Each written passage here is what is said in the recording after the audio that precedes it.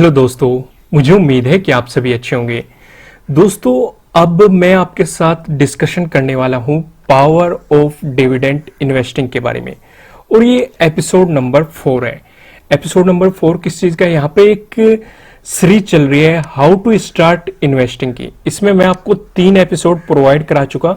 मैं आपको तीसरे एपिसोड में समझाया था power of bonus share in share market. अगर आपने इस वीडियो को नहीं देखा तो इनका लिंक आपको नीचे डिस्क्रिप्शन में मिल जाएगा, वहां से जाके आप इन्हें देख सकते हैं, नहीं तो आप मेरे चैनल पे जाके प्लेलिस्ट पे भी देख सकते हैं। फिलहाल हम डिस्कशन करने वाले हैं एपिसोड नंबर 4 के बारे में, जो कि है पावर ऑफ डिविडेंड इन्वेस्टिंग। उससे पहले मैं आपको बता दूं इस वीडियो में हम क्या डिस्कस करने वाले हैं। पहली जो चीज होगी, व्हाट आर डिविडेंड्स, डिविडेंड्स क्या होते हैं। सेकंड चीज होगी, can you retire on dividends income, क्या आप डिविडेंड की इनकम पे रिटायर हो सकते हैं, अपना retirement plan. Is dividend income stable, क्या डिविडेंड इनकम स्टेबल होती है। Benefits of dividend income, dividend income के क्या बेनिफिट्स होते हैं, ये सारी चीजें हम डिटेल में डिस्कस करने वाले हैं। तो सबसे पहले हम एक चीज समझते हैं, मिडिल क्लास इनकम का जरिया क्या होता है और रिच क्लास इनकम का जरिया कैसा होता है। यानी कि मिडिल क्लास में आप कह सकते हो जो नॉर्मल ज्यादातर लोग होते हैं वो किस तरीके से अपने मतलब इनकम के सोर्स को क्रिएट करते हैं। ज्यादातर जो इनकम का सोर्स होता है इनका सैलरी बेस होता है, यानी कि ये जॉब को प्रीफर करते हैं। महीने में आप ये देखते होंगे कि इनके फोन में मैसेज आता होगा कि योर सैलरी इज क्रेडिटेड। 1 या 2 तारीख को इनके पास ये मैसेज आता है और लगभग 7 दिन के अंदर इनका सारा पैसा खत्म हो जाता है, क्योंकि इनकी कुछ EMIs होती है या फिर घर में कुछ डिमांड होती है, इलेक्ट्रॉनिक से रिलेटेड हो सकती है, चीज़ें से रिलेटेड हो सकती है, फिर घूमना फिरना, बहुत सारी चीज़ें। और फिर लगभग आप ये समझ सकते हैं जो मतलब मंथ होता है, मंथ के एंड में जो लास्ट वीक होता है, लास्ट वीक जो होता है वो मतलब एक तंगी में गुजरता है। और सैलरी पे क्या होता है, सैलरी पे देखो ये हर किसी के साथ नहीं होता। कभी आप ये सोचो कि मैं हर किसी को टारगेट कर रहा हूं, ज्यादातर का मैं बता रहा हूं। अगर आप अपने आसपास भी देखोगे, क्योंकि कुछ लोगों को सेविंग करने की आदत होती है, वो अच्छा खासा सेव भी कर लेते हैं सैलरी से भी। हर किसी का लाइफ का जीने का एक तरीका होता है। लेकिन मैं आपको मिडिल क्लास इनकम की तरफ बिल्कुल भी नहीं ध्यान ले जाना चाहता। मैं आपका ध्यान ले जाना चाहता हूँ रिच क्लास इनकम, रिच लोग कैसे पैसे कमाते हैं। दरअसल जब आप सैलरी से करते हो, सैलरी पे क्या होता है, सैलरी पे आपको जो भी मिलता है वो सिर्फ और सिर्फ आपके टाइम का पैसा मिलता है। यानी कि आपने जो टाइम पे काम किया आपको सिर्फ उसी का पैसा मिलता है।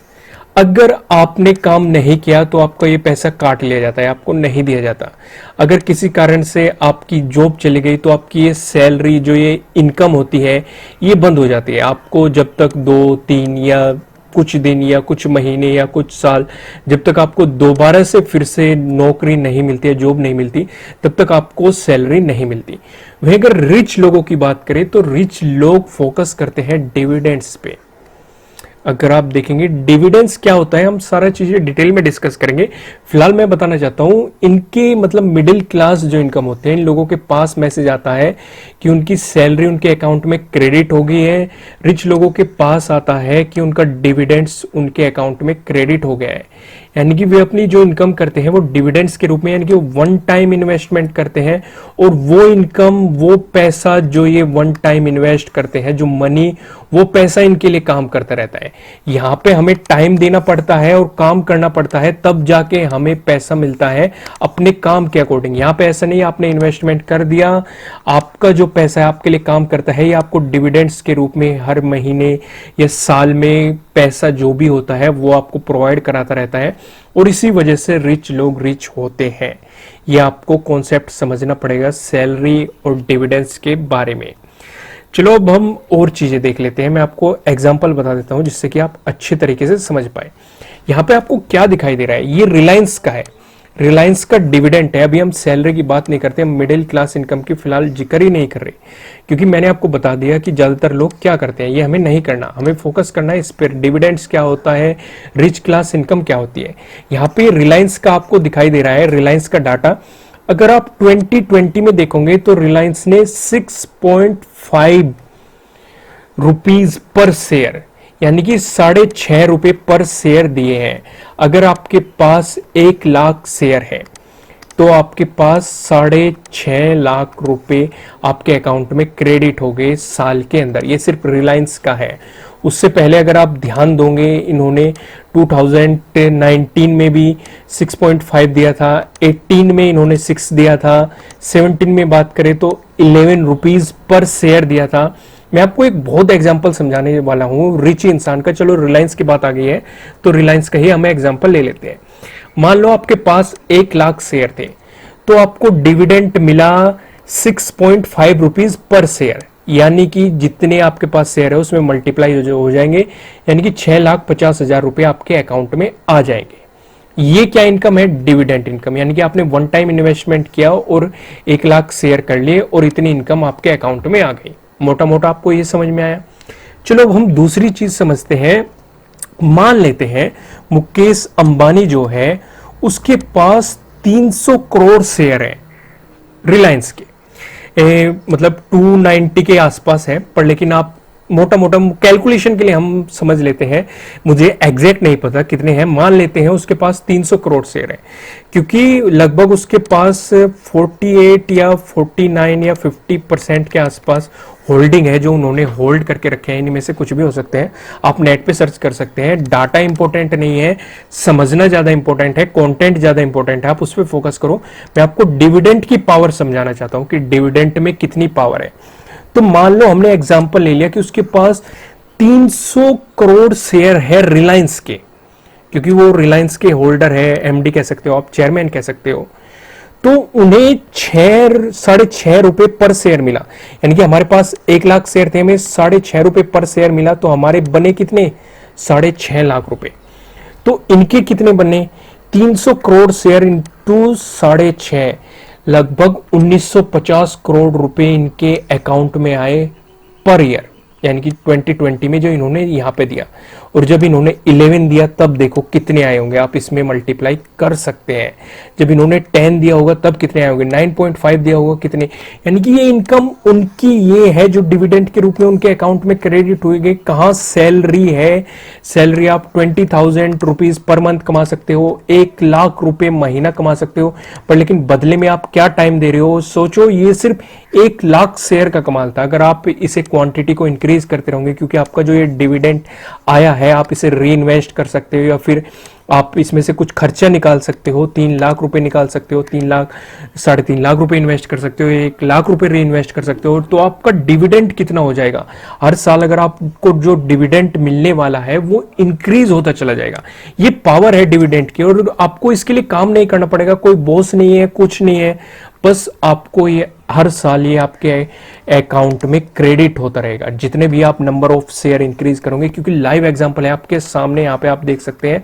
अगर 300 करोड़ शेयर मुकेश अंबानी के पास है तो उसके अकाउंट में हर साल आते हैं 1950 करोड़। जो सैलरी मिलती है वो अलग, जो प्रॉफिट होता है अलग।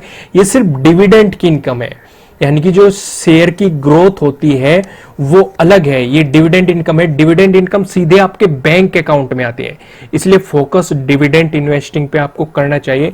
अगर आप किसी भी रिच इंसान को देखोगे तो आप पाएंगे कि रिच इंसान डिविडेंड से काफी ज्यादा अमीर हुए हैं। चलो अब समझते हैं व्हाट आर डिविडेंड्स। डिविडेंड्स होते क्या है? मैं आपको रिलायंस का एग्जांपल देता हूं। मान लो रिलायंस के आपने 1 लाख शेयर खरीदे, तो आप इसके शेयर होल्डर बन गए। देखो, जरूरी नहीं कि आप 1 लाख खरीदो, आप 10 खरीद लो तब भी आप इसके शेयर होल्डर बन गए। आप 1 शेयर खरीद लो तब भी आप इसके शेयर होल्डर बन गए। तो कंपनी के साल में प्रॉफिट होता है, जो भी प्रॉफिट होता है तो कंपनी उसे अपने शेयर होल्डर्स में डिस्ट्रीब्यूट करती है। किस रूप में? डिविडेंड्स के रूप में। यानी कि आप एक तरीके से ये कह सकते हैं ब्याज मिल रहा है आपको, आपके पैसे पे भी, मोटा मोटा आप ब्याज भी कह सकते हैं, सिंपल सा समझने के लिए। पर तो ये डिविडेंड जो मिलता है ये शेयर होल्डर्स को मिलता है, और ये कंपनी डिसाइड करती है कि वो 6.5 रुपए पर शेयर देंगे, या 10 रुपए पर शेयर देंगे, या 15 रुपए पर शेयर देंगे, या 20 रुपए पर शेयर देंगे। ये वैल्यू इंक्रीज और डिक्रीज हो सकते हैं समय के अकॉर्डिंग, या प्रॉफिट पर डिपेंड कर सकता है कि कंपनी को क्या प्रॉफिट हो रहा है। तो आप समझ गए डिविडेंड्स क्या होता है। जब आप किसी कंपनी का कोई शेयर खरीदते हैं तो आप उसके शेयर होल्डर्स बन जाते हैं, और जब कंपनी का प्रॉफिट होता है तो कंपनी उसे शेयर के रूप में आपके साथ शेयर करती है। तो तो उसे आप एक तरीके से डिविडेंड या ब्याज कह सकते हैं। ये आप समझ गए। देखो, स्टॉक मार्केट से आप कई तरीके से पैसा कमा सकते हैं। पहला, आप किसी भी स्टॉक को बाई करके फिर आप उसे सही दामों पे सेल कर दो, तब आप प्रॉफिट बुक कर सकते हो। या फिर अगर आपने उसे होल्ड करके रखा हुआ है बाई करके, तो आपको वो डिविडेंड देते रहते हैं या बोनस टाइम पे मिलता रहता है। अब स्प्लिट, इस बोनस पे मैं आपको वीडियो प्रोवाइड करा चुका, आप उसे जाके देख सकते हैं। स्प्लिट पे मैं आपको आगे फ्यूचर में वीडियो प्रोवाइड करा दूंगा। डिविडेंड अभी मैं आपको समझा रहा हूं, आप समझ गए होंगे कि डिविडेंड क्या होता है। अब यहां पे सवाल उठता है, can you retire on dividend income? क्या आप डिविडेंड्स इनकम पे रिटायर हो सकते हैं? जवाब सीधा सीधा है यस। डिविडेंड इनकम से बेहतर नहीं है। इवन अगर आपने ज्यादा नंबर ऑफ शेयर इकट्ठे कर लिया, आपको अच्छा खासा डिविडेंड मिल रहा है, तो आप अपने 40s में या 30s में, इवन 20s में भी रिटायर हो सकते हैं। जरूरी नहीं, बहुत सारे लोग अपने 60s का इंतजार करते हैं या वो सोचते हैं कि 60s में ही रिटायर होना है। आप अपने ड्रीम्स को पूरा कर सकते हैं। तो आपके पास सफिशिएंट इनकम आ रहा है आपको, मतलब आपके लाइफस्टाइल को चलाने के लिए, तो आप अपनी ड्रीम्स पूरे कर सकते हैं, बाकी चीज़ों में कर सकते हैं। तो जवाब है यस, अगर आपके पास इनकम है। क्योंकि मैंने आपको बता दिया, अगर आपके पास 1 लाख शेयर है रिलायंस के और वो आपको 6.5 रुपीज़ पर शेयर दे रहा है, तो 6.5 लाख रुपए आपके अकाउंट में सीधे आते हैं। और ये सिर्फ एक का है। अगर आपने ऐसे ही बहुत सारी कंपनियों के अलग अलग अपने पोर्टफोलियो को डाइवर्सिफाई किया, अलग अलग फील्ड में इन्वेस्ट किया, आप डाबर में इन्वेस्ट कर सकते हो। देखो, ये किसी भी तरह का ना तो कोई बाय रिकमेंडेशन है, ना ही कोई सेलिंग रिकमेंडेशन है। ये जस्ट एजुकेशनल पर्पज से बनाई गई है। कभी आप जाके रिलायंस के शेयर खरीदना शुरू कर दो, नहीं। बस मैं आपको एक एग्जांपल ले रहा हूँ, समझा रहा हूँ। इसे एजुकेशनल पर्पज से लेना, क्योंकि शेयर मार्केट थोड़ा सा रिस्की भी है, पर लेकिन ज्यादा रिस्की है अगर आप इन्वेस्ट नहीं कर रहे। तो आपको अपनी भी रिसर्च करनी है, सलाह लेनी है।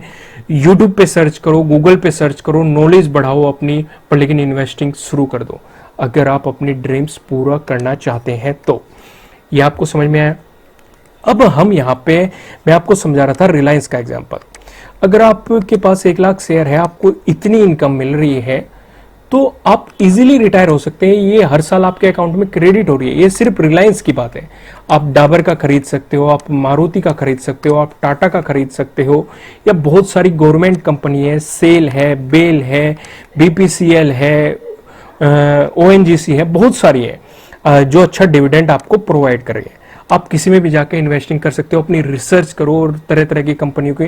और ये तो सिर्फ एक शेयर की बात है, यानी कि सिर्फ रिलायंस की बात है। अगर आपने ऐसे बहुत सारे शेयर इकट्ठे कर लिए, तो वो हर साल आपको डिविडेंड इनकम देते रहेंगे। कोई कंपनी जनवरी में डिविडेंड अनाउंस करती है, कोई फरवरी में, कोई मार्च में, कोई अक्टूबर में, कोई सितंबर में, कोई नवंबर में, कोई दिसंबर में। आपको हर महीने किसी न किसी कंपनी से लगभग पैसा आता रहेगा और आपकी मतलब बैठे बैठे इनकम होती रहेगी। तो ये एक बेहतर तरीका है प्रॉफिट कमाने का। यही अमीरों की तरक्की का राज होता है। बाकी जो मिडिल क्लास लोग होते हैं, वो सैलरी में ही घूम के रह जाते हैं। उनके कुछ खर्चे आ जाते हैं, मैरिज आ जाती है, मेडिकल प्रॉब्लम आ जाती है, एजुकेशन आ जाती है, वे लोन लेते हैं ईएमआई करने के लिए, ईएमआई पे कार ले लेते हैं, हाउस ले लेते हैं, और पूरी लाइफ उनकी इन्हीं में ही घूमती रहती है। और अमीर लोग उस पैसे को पहले इन्वेस्ट कर देते हैं और फिर उस डिविडेंड से हाउस भी ले लेते हैं, कार भी ले लेते हैं, अपनी मतलब जरूरतें भी पूरी कर लेते हैं, अपने ड्रीम्स भी पूरे कर लेते हैं। तो आपको कॉन्सेप्ट समझना चाहिए कि अमीर लोग अमीर कैसे हैं, ये चीजें आपको समझनी चाहिए। इस dividend income stable? Yes. Stock market से आपको पैसा कैसे मिलता है?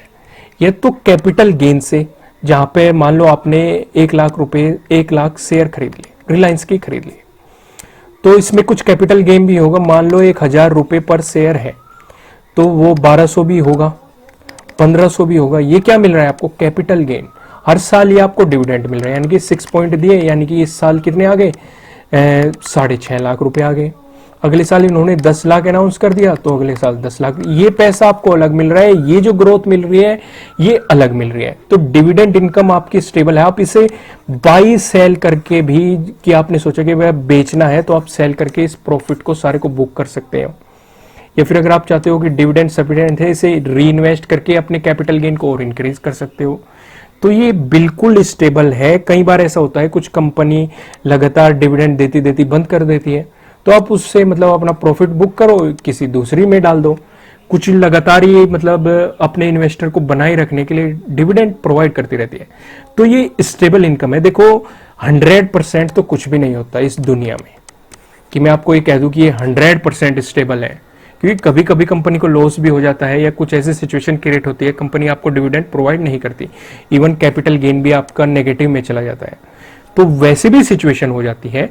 पर लेकिन इसलिए तरीका, ऐसी चीजों से बचने का तरीका, आप अपने पोर्टफोलियो को डाइवर्सिफाई कर लो, क्योंकि 100% सारी कंपनियां तो गिर ही नहीं सकती, या गिर भी रही सारी कंपनियां डिविडेंड देना बंद ही नहीं कर सकती, वो कुछ ना कुछ आपको इनकम जनरेट होती रहेगी। तो इसलिए अपने अलग अलग फील्ड में इन्वेस्ट कर दो, आप फार्मा में इन्वेस्ट कर दो, आप मोटर्स में इन्वेस्ट कर दो, आप बैंकिंग में इन्वेस्ट कर दो, आप मेटल्स में इन्वेस्ट कर दो, मीडिया में इन्वेस्ट कर दो, अलग अलग वेरी डाइवर्सिफाई कर दो, मैन्युफैक्चरिंग में इन्वेस्ट कर सकते हो, चीजों को डाइवर्सिफाई कर दो, तो आपकी स्टेबिलिटी इंक्रीज हो जाती है। मतलब इंक्रीज, देखो 100% तो हो ही नहीं सकती, लेकिन इंक्रीज हो सकती है, ये 99 हो सकती है, 90 हो सकती है, 80 हो सकती है, यानी कि 100 के नजदीक जा सकती है, इंक्रीज हो सकती है। आपकी स्टेबिलिटी इंक्रीज करने का तरीका होता है। समझ गए आप अच्छे तरीके से? दोस्तों, अगर आपको डिविडेंड इन्वेस्टिंग का कॉन्सेप्ट अच्छा लगा और आप उसमें इन्वेस्ट करना चाहते हैं, तो आपको नीचे डिस्क्रिप्शन में अपस्टॉक का लिंक मिल जाएगा, वहां पे जाके आपको उस पर क्लिक करना है। और मैं सजेस्ट करूंगा कि आप अपस्टॉक के साथ ही अपना नया अकाउंट क्रिएट कीजिए और वहां पे आप सिर्फ उन्हीं स्टॉक को लिस्ट कीजिए जिनसे आप डिविडेंड इन्वेस्टिंग के थ्रू पैसा कमाना चाहते हैं। अब आप इस पेज पे आ जाएंगे, यहाँ पे आपको अपनी ईमेल आईडी डालनी है, जो भी आपकी ईमेल आईडी है, आपका जो भी मोबाइल नंबर है वो आपको यहाँ पे डालना है और सेंड ओटीपी पे क्लिक कर देना है। फिलहाल उससे पहले जानते हैं कि अपस्टॉक के साथ आपको ऐसा क्या बेनिफिट मिल रहा है। एक तो आपको फ्री डिजिटल गोल्ड मिल रहा है, आपका फ्री में डीमेट अकाउंट होगा, साथ ही साथ आपका ट्रेडिंग अकाउंट भी फ्री में ओपन होगा। यहाँ पे आपको 0 ब्रोकरेज मिल रहा है, स्टॉक्स पे आप म्यूचुअल फंड भी परचेज कर सकते हैं, डिजिटल गोल्ड भी, आईपीओ में पार्टिसिपेट कर सकते हैं और एनएफओज में भी पार्टिसिपेट कर सकते हैं। तो अपस्टॉक इन्वेस्टिंग के मामले में बेस्ट प्लेटफॉर्म है फिलहाल। अगर आपके पास अदर कोई अकाउंट है, चाहे वो जीरोधा का हो, एंजल ब्रोकिंग का हो, किसी का भी हो, मैं आपको सजेशन दूंगा कि आप अपस्टॉक का जरूर ओपन करें और वहां पे आप डिविडेंड इन्वेस्टिंग कर सकते हैं। सिर्फ उन्हीं स्टॉक को रख सकते हैं इस अकाउंट में जिनसे आप डिविडेंड लेना चाहते हैं। ठीक है दोस्तों, नीचे डिस्क्रिप्शन में लिंक है, जल्दी से जल्दी आप जाके अपना अकाउंट क्रिएट कर सकते हैं और इन सभी ऑफर्स का लाभ उठा सकते हैं। जो हमारा 5वां एपिसोड होने वाला है वो है how to start investing as a students.